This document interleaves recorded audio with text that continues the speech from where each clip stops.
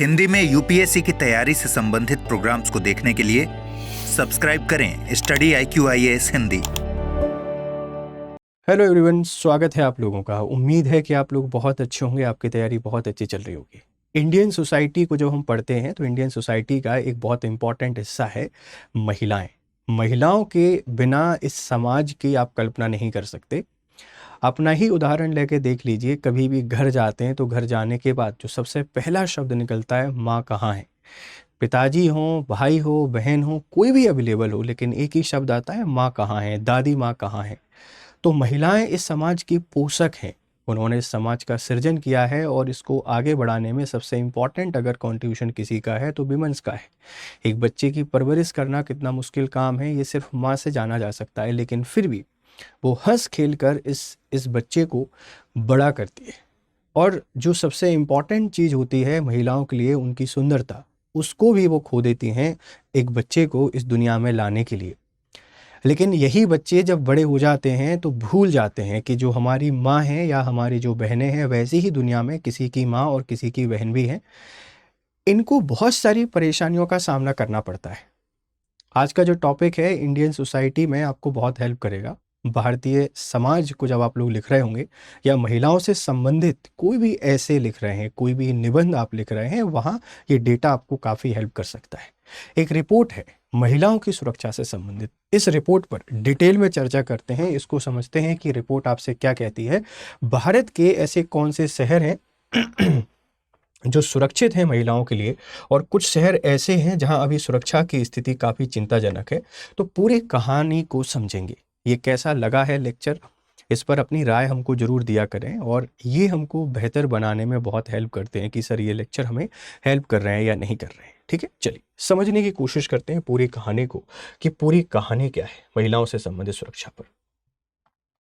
अगर हम रिपोर्ट के संदर्भ की बात करते हैं, कॉन्टेक्स्ट ऑफ रिपोर्ट की बात करें, national annual report and index on women safety 2025 के द्वारा जारी की गई है। नेशनल एनुअल रिपोर्ट है, एक वार्षिक रिपोर्ट है जो महिलाओं से की सुरक्षा से संबंधित मुद्दों को देखती है और सुरक्षा से संबंधित जो इंडेक्स है, सूचकांक, इसको जारी करती है। ये हमको बताते हैं कि महिलाओं को कौन कौन सी समस्याओं का सामना करना पड़ रहा है। महिलाओं पर सर्वे करके ये आंकड़े निकालते हैं कि ऐसी कौन सी मेजर परेशानियां हैं जो हमको सामना करना पड़ रही हैं। तो इस रिपोर्ट का जो कॉन्टेक्स्ट है वो यही है कि एनुअल एक इंडेक्स है जो वार्षिक जारी किया जाता है। इसमें देश के विभिन्न शहरों में महिलाओं की सुरक्षा की स्थिति पर महत्वपूर्ण आंकड़े प्रस्तुत किए गए हैं।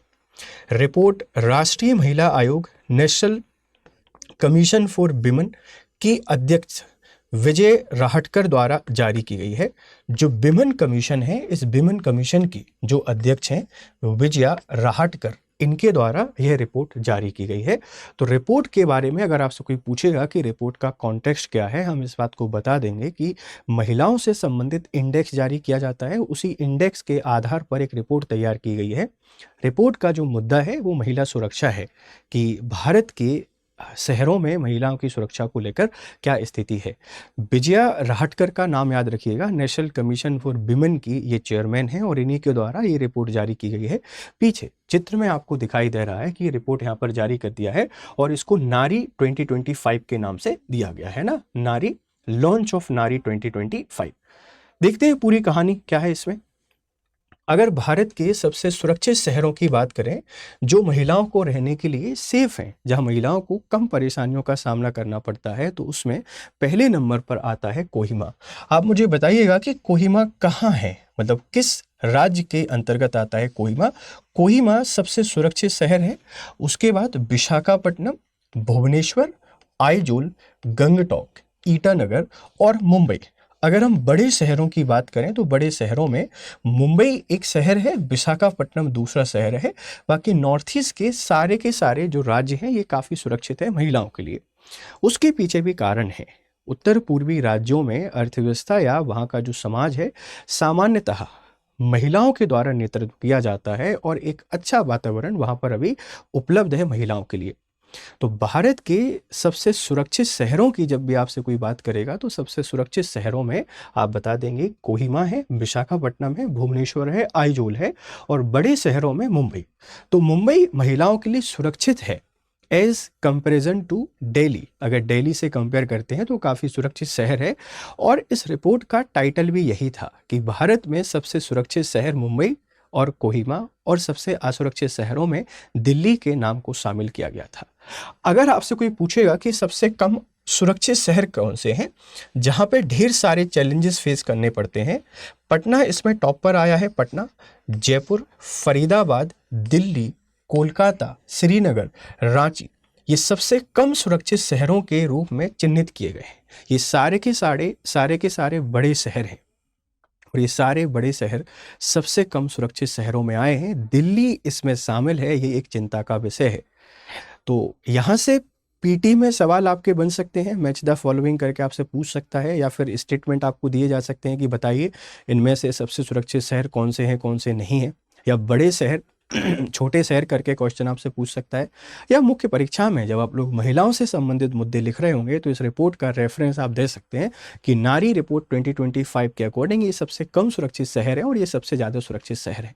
तो सबसे कम सुरक्षित शहरों में दिल्ली आया है, दिल्ली के साथ में कोलकाता है, श्रीनगर है, रांची है, सारे बड़े शहर हैं और ये जो शहर हैं ये छोटे छोटे शहर सुरक्षित हैं। हालांकि मुंबई का इसमें होना एक बहुत अच्छी बात है क्योंकि मुंबई आपको पता है बॉलीवुड का हब है और फिनेंस कैपिटल भी है, यहाँ से पूरा फिनेंस आपका ऑपरेट हो रहा है। पर दिल्ली में स्थिति जो है चिंताजनक है, इस पर सरकार को ध्यान देना चाहिए और सुधार के लिए जो संभव प्रयास है हमें उन पर काम करना चाहिए।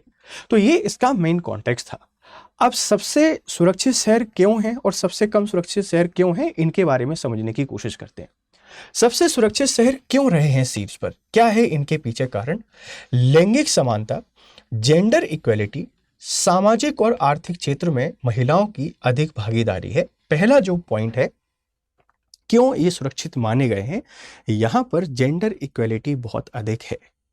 सोशल एंड इकोनॉमिक सेक्टर में पार्टिसिपेशन ऑफ विमेंस ज़्यादा है। मुंबई में बॉलीवुड या दूसरे संस्थानों के कारण महिलाओं की इंडिपेंडेंसी है, महिलाएं इंडिपेंडेंट है इन टर्म्स ऑफ फिनांस और इन टर्म्स ऑफ सोशल, हर क्षेत्र में सुरक्षित हैं और उनका योगदान महत्वपूर्ण है। जेंडर इक्वेलिटी है, यहाँ जेंडर इक्वेलिटी पर बड़ा फोकस किया गया है। लैंगिक समानता बहुत बड़ी चीज है। भारत के संविधान के जब आर्टिकल 39 डीपीएसपी आप डी को पढ़ते हैं तो वहां पे लिखा हुआ है कि gender equality, equal pay for equal work, समान कार्य के लिए समान वेतन की हमको आवश्यकता है। तो जेंडर इक्वलिटी पर इन्होंने फोकस किया है। प्रभावी पुलिसिंग की बात करते हैं, त्वरित प्रक्रिया और विश्वसनीय सुरक्षा व्यवस्था प्रभावी, यहाँ पर इफेक्टिव पुलिस सिस्टम है, त्वरित प्रक्रिया, बिल्कुल रैपिड एक्शन लेते हैं और सुरक्षा सिक्योर फील करती हैं यहाँ की महिलाएं जब भी पुलिस से संबंधित कोई भी बात आती है। तो सुरक्षित क्यों है, उसका पहला आधार है जेंडर इक्वलिटी, दूसरा आधार है रैपिड पुलिस एक्शन, त्वरित पुलिस कार्रवाई, तीसरे नंबर पर है महिला अनुकूल इंफ्रास्ट्रक्चर।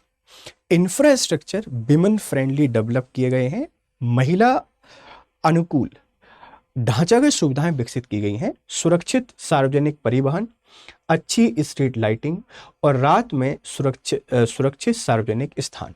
महिलाओं के लिए महिला फ्रेंडली या विमेन फ्रेंडली इंफ्रास्ट्रक्चर है। ऑफिस हो, परिवहन हो, पब्लिक प्लेसेस हो, या महिलाओं की सुरक्षा और उनकी सुविधा का विशेष ध्यान रखा गया है, ये भी एक बहुत बड़ा कारण है। नागरिक भागीदारी, सामुदायिक जागरूकता और सहयोगी पहल, यहाँ पर कम्युनिटी पार्टिसिपेशन भी काफ़ी ज़्यादा है। जहाँ पे नागरिक भागीदारी बढ़ जाती है किसी भी मुद्दे पे, वहाँ व्यवस्थाएं बेहतर हो जाती हैं। हर चीज़ के लिए आप सरकार को जिम्मेदार नहीं मान सकते, सिविल सोसाइटी की भी कुछ वैल्यूज़ हैं, इनकी भी कुछ इंपॉर्टेंस है। आप किसी महिला को अकेले जाते देख रहे हैं तो आपके लिए वो मौका नहीं है, एक अवसर है महिलाओं को ये भरोसा दिलाने के लिए कि ये समाज अभी भी महिलाओं को देवी की तरह पूजता है। यहाँ अगर कुछ नरभक्षी लोग हैं तो यहाँ पर कुछ बहुत अच्छे लोग भी हैं जो आपकी सुरक्षा उनकी पहली जिम्मेदारी है। तो शहरों को सुरक्षित मानने के जो मानक है, वो मानक कौन कौन से हैं, वो ये रहे हैं। इन मानकों के आधार पर महिलाओं की सुरक्षा से संबंधित शहरों को टॉप रैंकिंग दी गई है, इनको शीर्ष पे माना गया है। अब कुछ शहर कम सुरक्षित क्यों हैं, क्यों ये पिछड़े हैं, उसके पीछे कारण है कि कमजोर सुरक्षा उपाय हैं, अपर्याप्त पुलिस गश्त और सुरक्षा संसाधन है, उत्पीड़न की उच्च दर है, सार्वजनिक परिवहन 29%, पड़ोस की घटनाएं 38%, शिकायतों पर कार्रवाई का अभाव है, केवल 25% महिलाओं को शिकायतों पर प्रभावी कार्रवाई पर भरोसा है। जो शहर सबसे कम असुरक्षित हैं उसके पीछे वजह क्या है? वजह बहुत सारी है।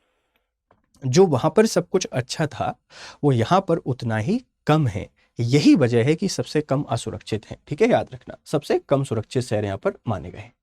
कमजोर सुरक्षा उपाय है, पुलिस की गश्त नहीं है, स्ट्रीट लाइट बेहतर नहीं है, विमेन फ्रेंडली इंफ्रास्ट्रक्चर नहीं है, उत्पीड़न एक्सप्लोटेशन बहुत होता है, सार्वजनिक परिवहन में पब्लिक ट्रांसपोर्ट में महिलाओं के साथ गलत हो रहा है, भारतीय महिलाओं के साथ में विदेशी महिलाओं के साथ तक गलत होता है। आप सोचिए हम क्या मैसेज दे रहे हैं।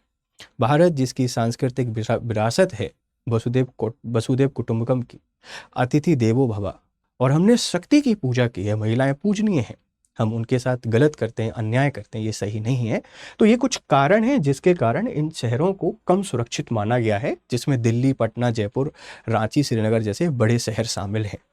इस रिपोर्ट के कुछ इंपॉर्टेंट बिंदु हैं, हम उन विशेषताओं पर चर्चा करते हैं कि कुछ इसके इंपॉर्टेंट पहलू हैं, जरा हम उनको एक बार देख लेते हैं। रिपोर्ट की मुख्य विशेषताएं, इसने राष्ट्रीय सुरक्षा स्कोर 65 रखा है, मतलब जो एवरेज स्कोर है वो 65 रखा है, तथा शहरों को इस मानक से काफी ऊपर नीचे या काफी नीचे की श्रेणी में वर्गीकृत किया गया है।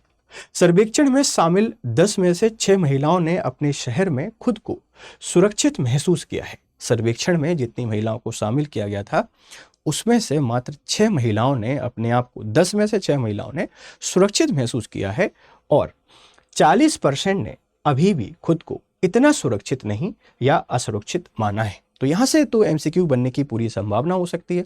ये रिपोर्ट की विशेषताएं आप लिख सकते हैं आंसर राइटिंग में, ऐसे राइटिंग में यूज कर सकते हैं कि 10 में से हर 6 महिला अपने आप को सुरक्षित मान रही हैं, लेकिन 4 अभी भी अपने आप को असुरक्षित मानती हैं।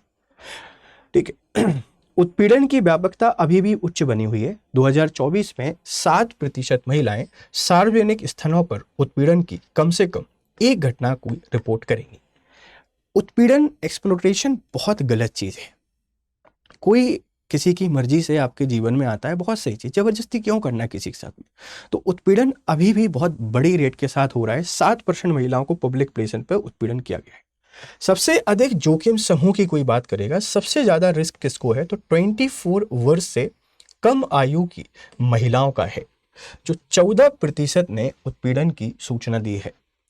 एवरेज 7%। ये तो वो हैं जो खबर देते हैं, ऐसे बहुत सारे हैं जो खबर नहीं देते हैं, इस बात को ध्यान रखिएगा। तो 24 वर्ष से कम आयु की जो महिलाएं हैं, इन्होंने उत्पीड़न की शिकायत सबसे ज्यादा है, सबसे ज्यादा रेट है 14%। मौखिक उत्पीड़न सबसे आम है 58%। Mouth, by words, by speaking, ऐसे ही हम किसी को अब्यूज कर देते हैं, किसी पे कमेंट कर देते हैं, कोई टिप्पणी कर देते हैं, तो मौखिक उत्पीड़न सबसे ज्यादा, कि आप सबसे ज्यादा उत्पीड़न किस तरीके से होता है, मौखिक या ओरली आप लोग कह सकते हैं। जबकि शारीरिक, मनोवैज्ञानिक, आर्थिक और यौन उत्पीड़न की रिपोर्ट कम बार की गई है। मतलब जो सबसे ज्यादा रिपोर्टें की गई हैं उसमें ये देखिए, मौखिक एक ऐसी चीज है जिसकी रिपोर्ट करना, बताना, उसके बारे में आसान चीज है, क्योंकि इसमें बहुत कुछ ऐसा छिपा नहीं, मतलब जुड़ा नहीं होता रिस्पेक्ट और सम्मान से।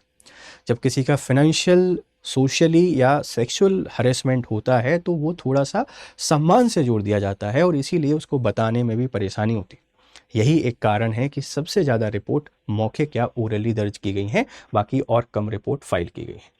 पड़ोस में 38%, नेबर या अपने रिलेटिव्स के द्वारा जो उत्पीड़न किया गया है या हरेसमेंट किया गया है वो 38% महिलाओं ने बोला है। और परिवहन में, ट्रांसपोर्ट में 29% उत्पीड़न के प्रमुख केंद्र थे।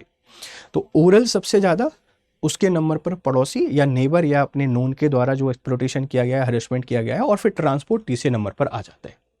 प्रतिक्रिया के संदर्भ में 28% महिलाओं ने उत्पीड़कों का सामना किया है। मतलब रेस्पॉन्स की अगर बात करें तो जिन महिलाओं का हरेसमेंट हुआ है या जिनका एक्सप्लॉइटेशन हुआ है, उनमें से 28% विमेन ऐसी हैं जिन्होंने फाइट करने की कोशिश की है या जिन्होंने लड़ाई की है। 25% घटना स्थल से चली गई हैं। 25% महिलाएं बिना विरोध किए वहां से चली गई हैं, चले जाना उन्होंने ज्यादा उचित समझा। 21% ने भीड़ में सुरक्षा की मांग की है तथा 20% ने अधिकारियों को सूचना दी है। ये जो 20% डेटा है ये चिंताजनक है कि ये कितना कम बिलीव दिखाता है हमारी व्यवस्था में। 20% महिलाओं ने अधिकारियों को सूचना दी है, ध्यान रखिएगा। उत्पीड़न के 3 में से केवल 1 पीड़ित ने औपचारिक शिकायत दर्ज कराई है। जो 3 है उसमें से सिर्फ 1 ने औपचारिक शिकायत दर्ज कराई है। केवल 4 में से 1 महिला ने विश्वास व्यक्त किया है कि अधिकारी उनकी सुरक्षा संबंधी शिकायतों पर प्रभावी कार्रवाई करेंगे। 3 में से 1 महिला ने सिर्फ रिपोर्ट दर्ज की है। कितनी भयानक स्थिति है। और 4 में से केवल 1 ने विश्वास व्यक्त किया है कि जो पुलिस है उनकी शिकायतों पर प्रभावी कार्रवाई करेंगे। लगभग 53 लोग इस बात से अनभिज्ञ थे कि उनके कार्यस्थल पर यौन उत्पीड़न रोकथाम पॉस नीति लागू है या नहीं है। आप मुझे बताइएगा कि भारत में पॉस नीति को कब से लागू किया गया है, कब से ये एनफोर्स है इफेक्टिवली। ये आपका एक क्वेश्चन है, कमेंट बॉक्स में बताना है। जब तक यहां तक कि जब घटनाएं रिपोर्ट की जाती हैं तो केवल 22% मामलों में औपचारिक रूप से पंजीकृत किया जाता है तथा उनमें से मात्र 16% मामलों में ही कार्रवाई की जाती है। कितनी भयानक स्थिति है हमारे सिस्टम की। महिलाओं से संबंधित मुद्दे, महिला सुरक्षा या महिलाओं को कौन कौन सी डिफिकल्टी फेस करनी पड़ती हैं भारतीय समाज में, यहाँ कोई भी टॉपिक आएगा आप इस टॉपिक को लिख सकते हैं। ये लेक्चर आपको कैसा लगा है, आपकी फीडबैक हमको ज़रूर दीजिएगा। हमारी पूरी कोशिश रहेगी कि आगे इन लेक्चरों को और बेहतर बनाया जाए और आपकी पढ़ाई में जो भी मदद हो सकती है वो मदद यहाँ पर की जाए। तो इंतजार रहेगा आपके वैल्यूएबल फीडबैक का। फिर आपसे करते हैं मुलाकात। तब तक आप लोग खुश रहें, मस्त रहें और बेहतर तरीके से पढ़ाई करें। Have a nice day, good day. Study IQ IAS, आपका सिलेक्शन हमारा मिशन।